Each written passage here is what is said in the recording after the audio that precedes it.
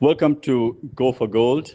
Inside Edge with me, Brian Thomas, and my co-host in Lakit Piris. Right, the news I have for you from the Melbourne Cricket Grounds, the second day of the fourth test, is that Australia are on top. The tail wagged alongside with Stephen Smith, and the mighty Aussies went on to make 474 runs. Now, that's a fantastic score. Electing the toss, electing to bat first after winning the toss. My apologies, correction. Steve Smith, 140. But Pat Cummins' 49 was a fantastic effort by the Australian captain.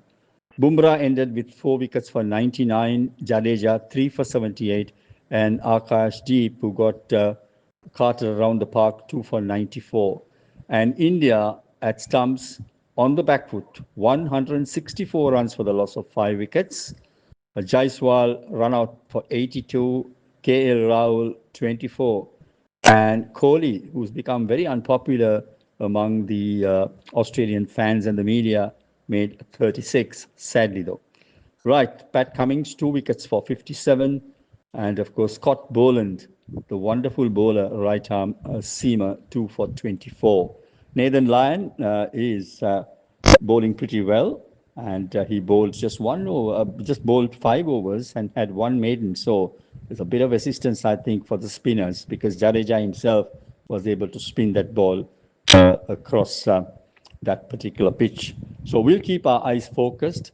Once again, let me make mention India on the back foot, 164 for 5 at close of play in reply to Australia's 474.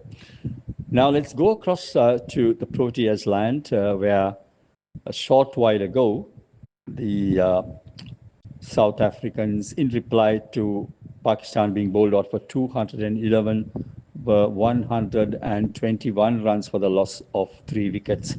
Overnight batsman Aiden Markram batting on 67. So that's good news from a Proteas viewpoint.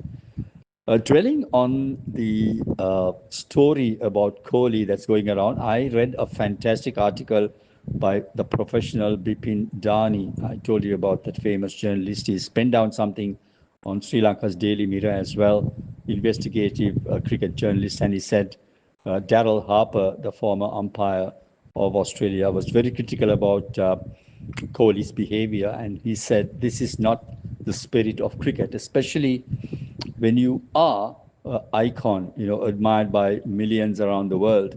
You do not behave like that and then, shoulder a youngster who was batting so well for Australia. So I think he's got away just 20% of his match fee as a fine.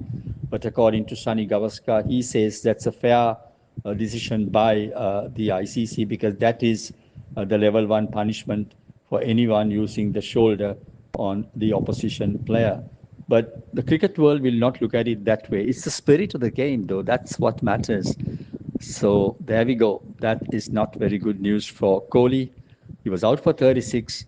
And no one, especially the Aussie crowd, had nothing much to cheer about him when he went into bat or when he was dismissed.